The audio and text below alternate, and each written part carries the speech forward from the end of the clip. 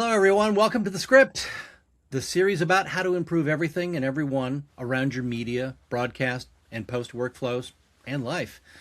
Today, we're getting into how folks learn post-production and other parts of continuing their lifelong professional learning adventure. I'm Jeff Sengpeel, the post doctor, and today we're sitting down with Johnathan Amayo, Director of Learning with Avid Technology. I worked with Johnathan in the past and known him for quite a few decades. He's a genius at curriculum for ongoing education, and he's very hands-on in helping folks get the information they need to know understood and usable for themselves. He's also worked tirelessly to help foster community in this collection of craftspeople and artists who work in post-production. Johnathan, thanks for joining me here today. First, you returned to Avid after quite a long stretch with various education, support, and sales executive roles out here in LA. But let's go back even further. How did you end up with Combat Camera? Thanks for your service. And then how did that turn into the storied career that you've had so far? Hey, Jeff, thanks for having me. And those were very kind words. Combat Camera, wow. So coming out of high school, like an average American kid, my parents were immigrants, first generation, and they'd gotten divorced. My dad was a doctor when he moved here, and so we weren't sure financially about college. And I had a friend in high school who had signed up for the military early, and I happened to go to that meeting with him because they had free pizza, and they talked about a production studio that they had, and so. At the time, I had wanted to be Steven Spielberg or, Quentin Tarantino was the hot director back in the early 90s. And I desperately wanted any means to continue this film education. And most of my friends were going to NYU or University of Michigan. And I got lucky. I signed up to the military. And, the key, kids, if you ever sign up, is to ask and get a guaranteed job, because otherwise they're going to assign you. And I was very adamant about being in film and television, and I did get lucky to get assigned to the Combat Camera unit. And at the time, it was 1994, but they had the most Avids in Northern California. So we had like 7 of them at my unit. This is Quadra 950s, if you remember. We had like 2 1-gig drives, and the hardware for everything. Like the audio pull down used to be a physical piece of hardware. Now it's just like a click in the software. But it was an amazing experience. And when my unit closed down, they actually sent me. They asked, "We have all this money to spend, and we're not going to buy equipment for the rest of the quarter. Does anyone want to go take classes?" Well, I took 15 classes, including every Avid certification course. So when I got out of the military, Avid hired me within a month, and I ended up being in the Avid education department for about 3.5, 4 years. And I ran the ACSR and ACI programs, the ACSR being the engineering. I was just joking with Jeff back in the late 90s, early 2000s. There were only 3 engineering classes, one on Mac computers, one on Windows machines, and then the storage, which at the time, media share to Unity, was a big deal. Today, we have something like 16 or 17 engineering courses, and they are super complicated. Media Central Server, Azure setups, way more complex than what I used to teach. And the level of certifications you can get are 10 times more. So, in the 20 years since I've been gone, it's been interesting to see the evolution of the product programs. Now, in those 20 years that I left, I was an editor for 10 of them, and then I went back to the facility side, and I ran 2 ALPs at Moviola. When I ran their rental post film department, they also had a school, and we taught a lot of Avid classes on top of Final Cut and Premiere and other post and film classes. And then most recently, I was the chief academic officer at KeyCode with you, where you're the CTO, right? We taught Avid, and it was one of our most I would say financially successful programs with biggest revenue generators.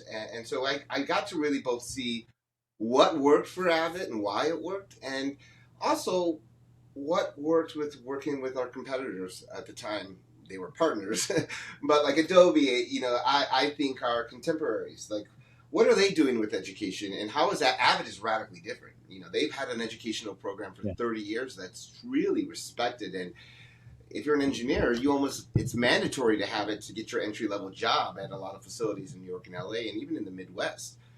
The editing certifications are also really popular, especially if you're not in one of the meccas where you also get a ton of reels and you need another way to fill out your resume that you're an expert. And so those certifications, where Adobe canceled their entire program in the pandemic, and Blackmagic created a really good program, I actually will say, but it's not respected because not enough people use it, and it's free. I know that sounds crazy, but people don't really respect a free thing totally, and I feel that that's a sad comment more on society than on this training, but it is a special thing that Avid has created, which leaves us in an interesting situation. And how do we continue this awesome certification program that actually leads to jobs while we become more modern and comparable to our competitors with what they're doing? And even beyond that, some of our competitors aren't, film companies. There are companies like LinkedIn Learning and Udemy, because we have our own proprietary learning platform. And so how do we make something that's different and unique and makes creatives and collaborators want to work on it and learn on it and hopefully, knock on wood, get jobs from it? Exactly, and that's one of the things. Avid's had that long history of tech education, and the courses have adapted to stay relevant as the tech changed behind it. So now that you're back, what have been some of the wins in the space after your return? Thanks for asking. It's funny you ask, because there are a lot of things in the works, and I can talk about a couple of them. We created a blog. Now, I know that sounds really simple and almost mundane. Welcome to the 1990s. But for us, we've been getting and sending out announcements for 30 years. I've been both receiving them and sending them out back in the day when I worked there. And I can tell you, running 2 schools and other departments and having other jobs, that when you see an email notification, rarely do I get a second to look at it or remember what it was about. Most times, it's retroactively I find out that there was a change in policy. So the blog allows us to store all our notifications sequentially, so that at any time you can bookmark and just see what's new. And I know that sounds small, but that's just the beginning, changing the logistical system so that students, schools have a way to collaborate and talk to us without necessarily having to get us on the phone. No, I mean, one of the interesting things about that is because you now have it in a blog, it becomes searchable with GEO. So AI can actually find that, and you can get results. Google will give you those AI results.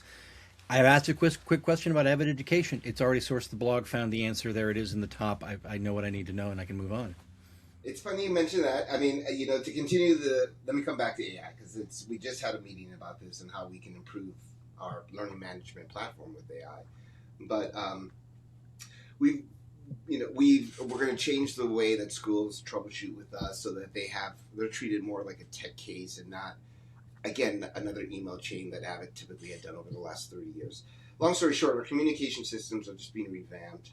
On our development side, this is a tiny win, and it makes me laugh because most of our community hates working with Adobe Edition, which is based on Adobe DRM for our books in the schools. And so this week I announced we're moving away to an open source Redium LCP DRM, and all I got were thumbs. It was out of all the announcements, it was the funniest one because I got nothing but thumbs up. And so I'm like, people are passionate if you've worked with ebooks long enough. And really, what Redium allows is for you to get outside of the limited number of readers that Adobe DRM supports, and Redium supports like 20 or 30, and so it's really then becomes up to the user and dealer's choice kind of a thing. But other cool things that I don't want to necessarily announce, but we are modernizing our platform. We have a learning management platform, and I've been doing a lot of work on marketing and just minor feature upgrades that I can do without that are there, but no one's marketing or talking about, or they just aren't positioning it properly within the application for people to really appreciate it. And so we're making those tweaks, and we'll be done before the end of Q2, and we'll actually be announcing one of them next week, which is where one of the problems with our catalog is it's massive.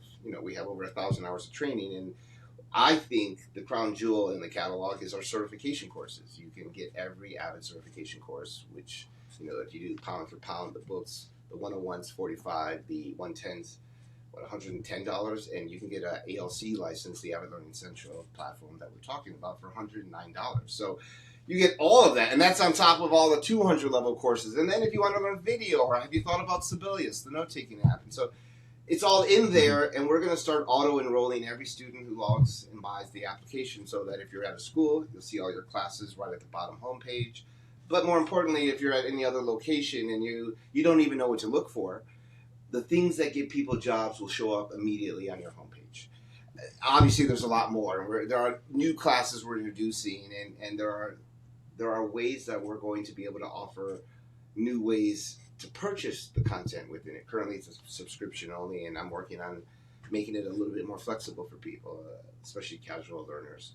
So, none of, again, this is not sexy, but what we're really wanting to do, and something I'm a big believer in, as you know, at Key Code and other locations that I run schools, is the community. I want to build an educational platform where we're able to enable our partners when they have ideas. Yes, and how can we make this work within our system? And if it doesn't, how can I take you out of the system and give you the resources you need to succeed? And so I've had some great conversations. I'll give you an example. We're modifying our Train the Trainer program, and typically it usually had to be done by Avid. Avid Technology had to alter the class.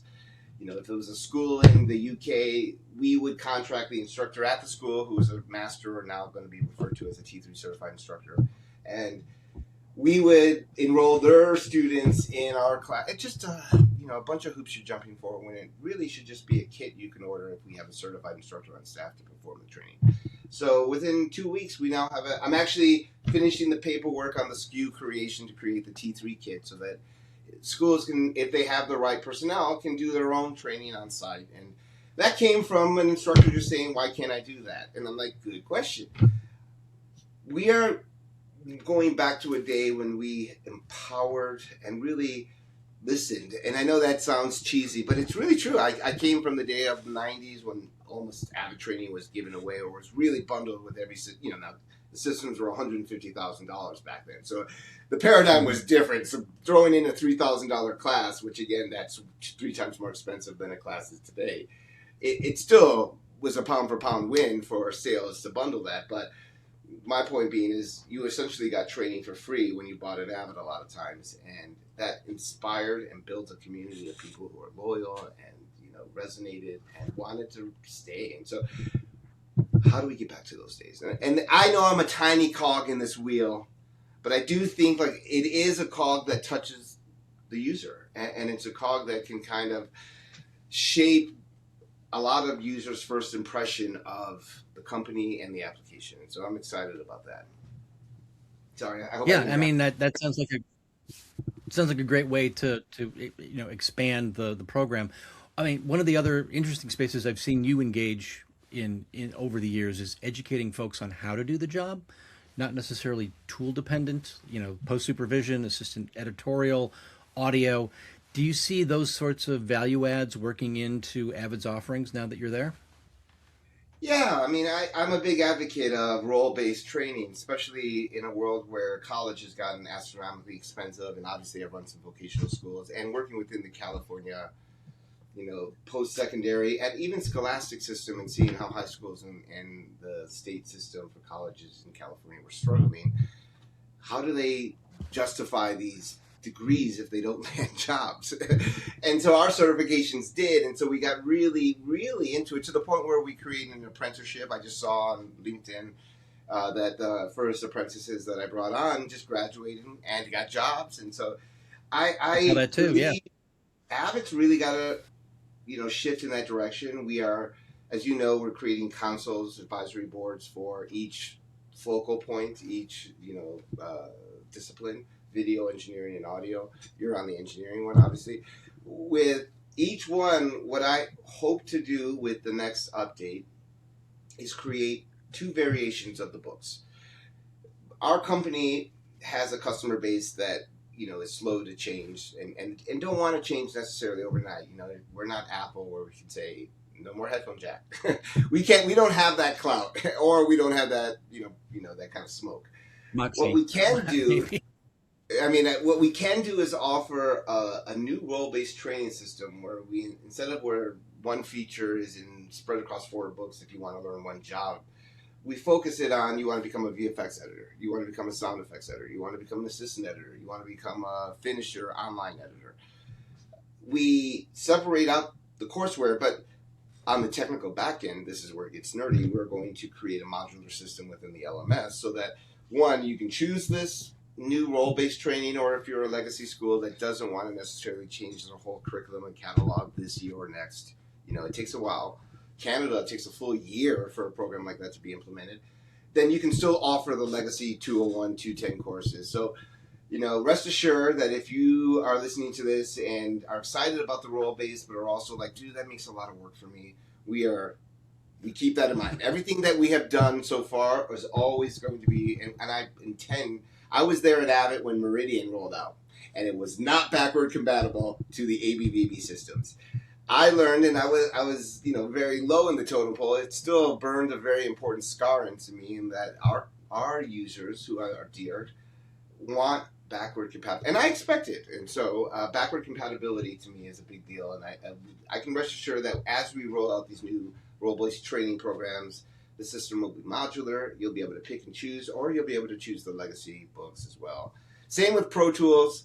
With engineering, it's less about modular. It's more about expanding the curriculum to, I think, adjacent subjects. Like, I was engaging you about an archiving class.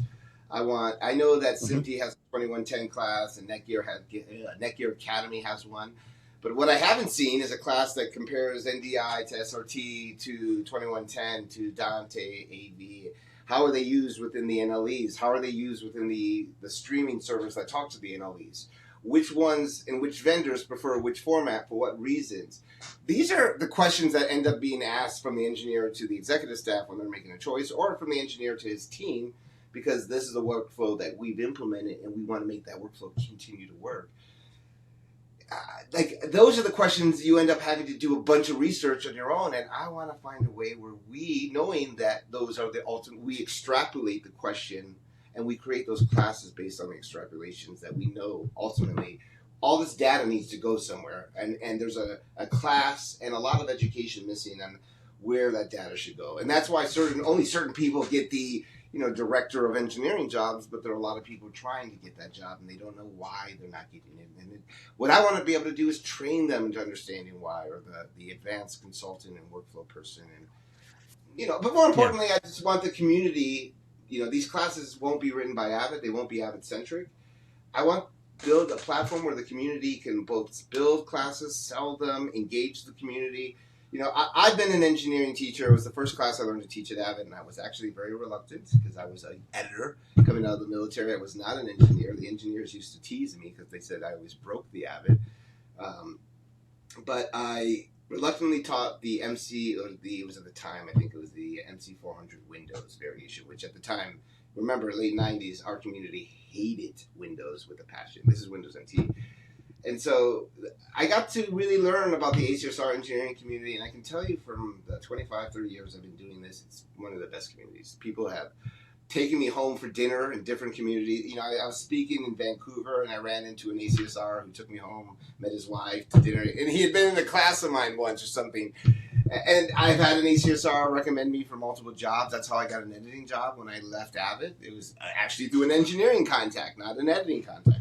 So to me, Salt of the Earth, great community, like the kind of community I want to continue to give back to because they've given to me so much. I mean, don't get me wrong, I love all of them, but in particular, I hold them dear to my heart. And long memories too, because that original engineering course with Windows would have been NT 4.0, I believe. Yes, I believe you were in one of my first courses when I taught it. I was 21 because I got out of the military. I was signed up early, so I got out early.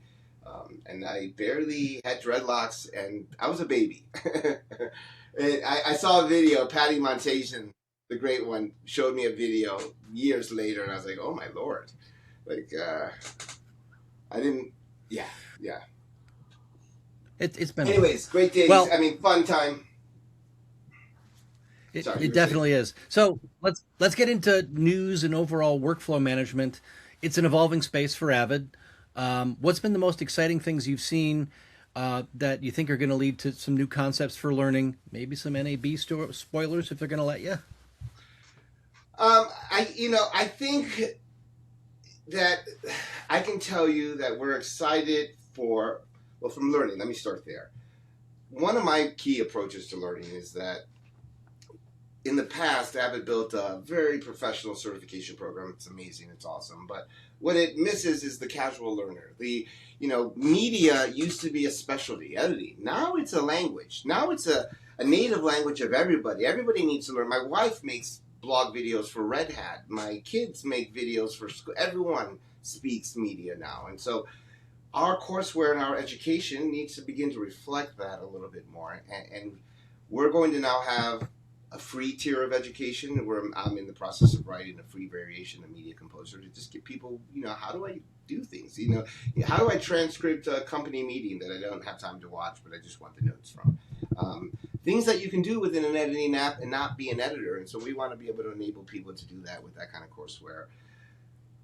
Knock on wood, I'm hearing we're hopefully also going to have more enabled free versions of Media Composers and Pro Tools, which reflects what our competitors are doing as well, which I think is a brilliant idea.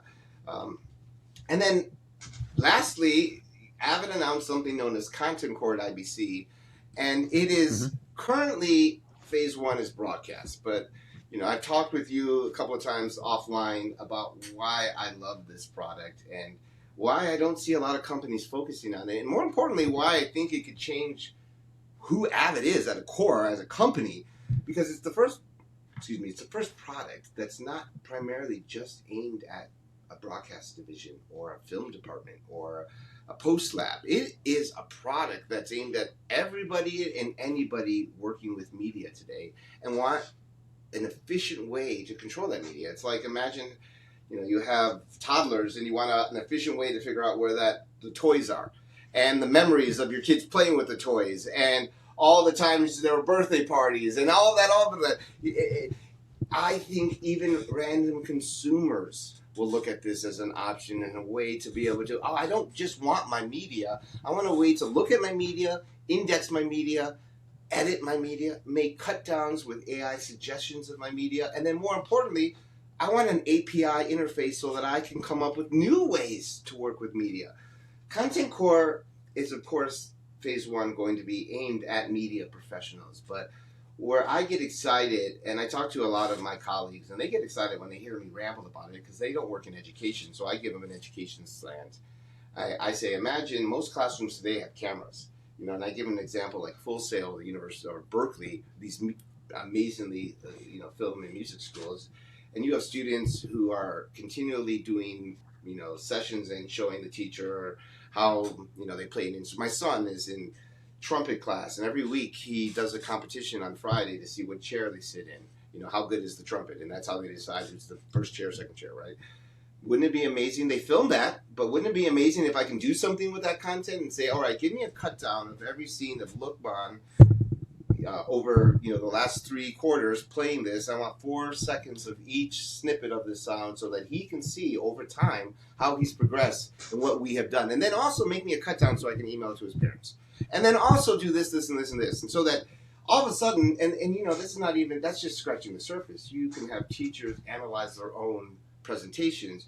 You can have administrations document all sporting events and send out little updates of, here's what took place tonight. There was a volleyball game, a basketball game. Here's the cut downs. Here's it, goes to the website, goes to the I was in a high school and I worked for that's how I got into the Avid TV. We had a public access channel that my local high school managed, and it's called TV10. Long live TV10. And that stuff was manual and PowerPoint, and imagine being able to do that with a product like Content Core, where TV10 is like, okay, we have all this content from this week. Let's do some cut downs, and instead of just doing PowerPoint slides, I need you to create 15 videos about these topics, and interspace it, and then loop it, and then here we go. Let's send it to the broadcast server. And of course, it's going to plug into Avid and Adobe and Resolve. It's a tool that's going to be agnostic. And so I'm telling you, if you go to NAB and you see it, you have to extrapolate where and how this can work outside of media. And I've had a little time to play with it and see, and I'm telling you, it is neat. I'm not guaranteeing it's going to be a home run or that we don't have a competitor, but I am...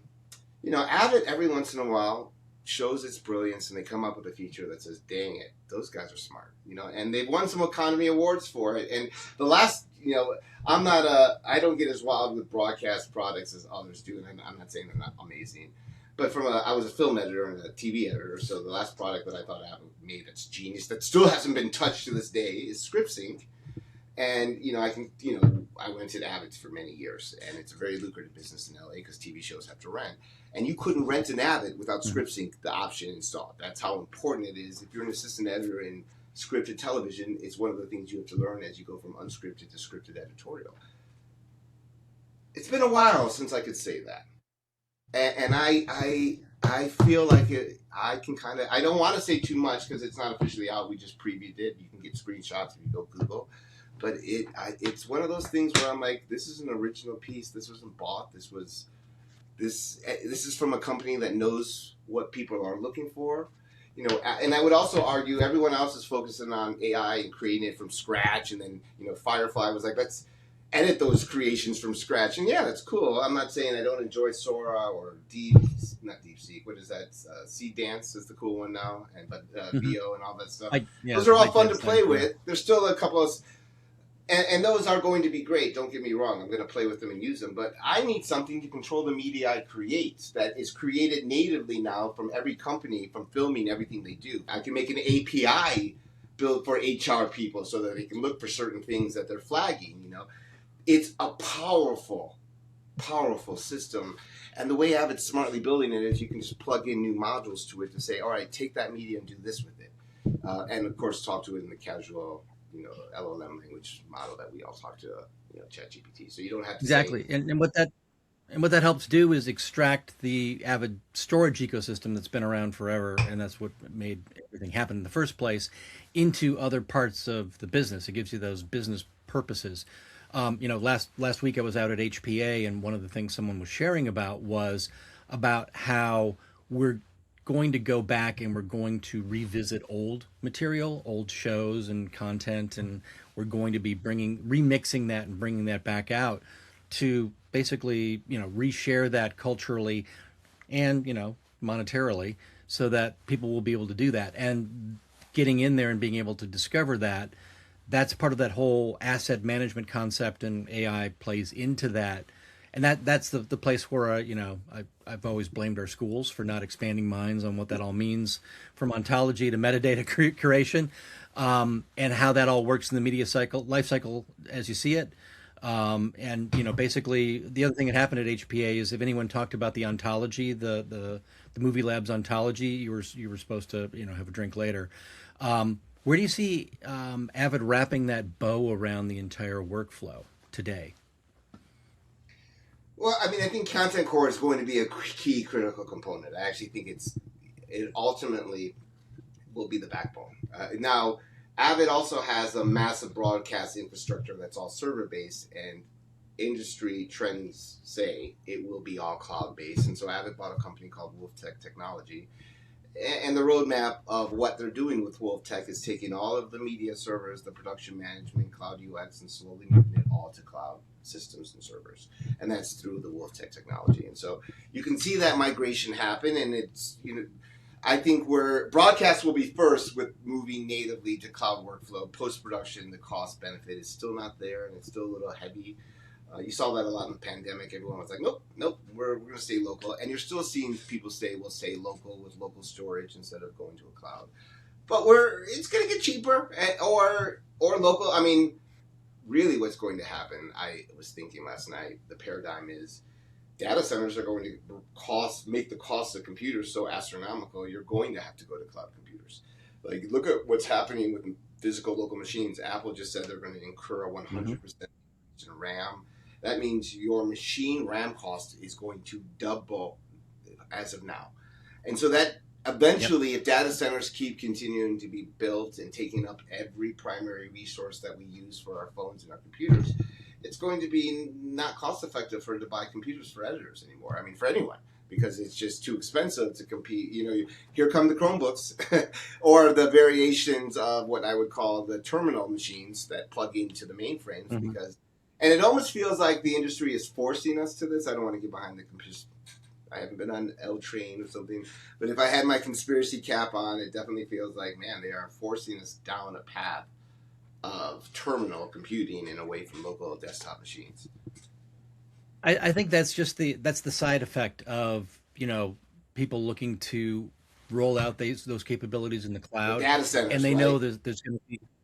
Yeah, well, I mean, 2 out of 3 major storage hard drive manufacturers are sold out for this year. They're done. Yeah, no, I mean, So, and Avid, actually, Avid, will have this problem with Nexus in the coming years. Like the Seagate is moving mhm. away from working with local vendors. Why? They have a customer lined up for the next 10 years. They don't need to have us as customers anymore. It definitely is a side effect. Unless you're a conspiracy theorist, then you can go off and I'm sure you'll connect some dots. But it is crazy how Exactly. essentially the price of computing is forcing us to the terminal paradigm where we no longer have, it's the terminals. It's the typically But the Chromebook type computers. yep, but there is one piece to that, and because I had a presentation last week as well. People said, "Well, why can't we just go to the cloud?" And my question to them was, "How well did that work for you today?" Because the hotel Wi-Fi had cut out at like 3 in the morning and was still out 12 hours later. People had adapted and they were using, their phones and everything, but Yeah.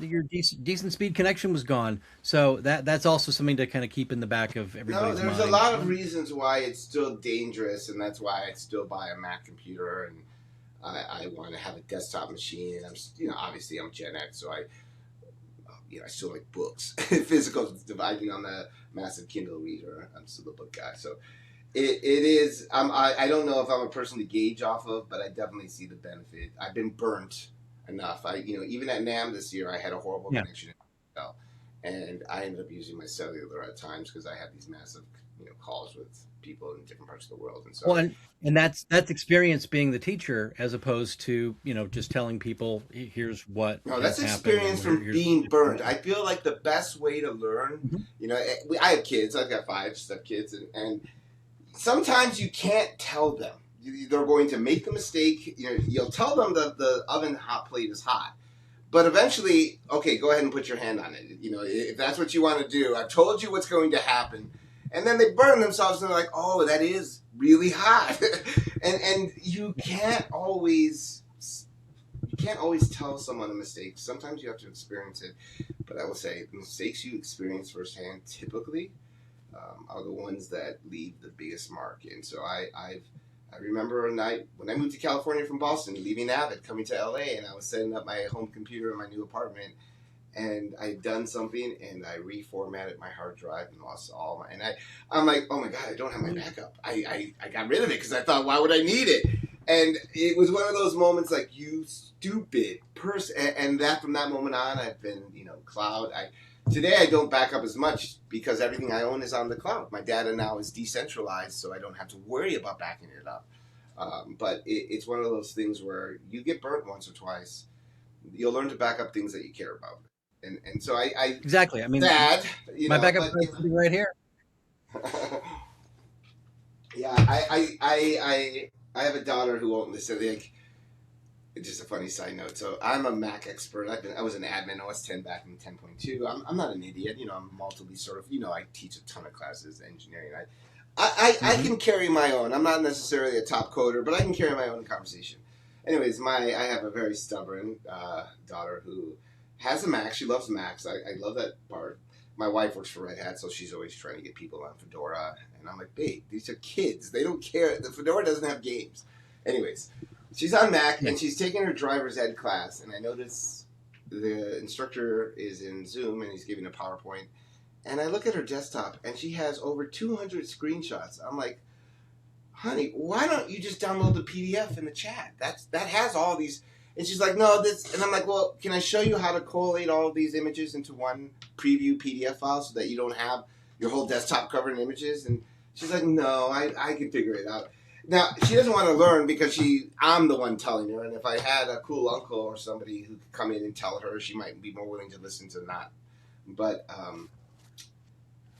and I'm waiting till that computer crashes to be like, and I'm not going to do I told you so, but it's like, yeah, it's coming. If you handle Anyways, this this way in the future, you won't have to worry. yeah.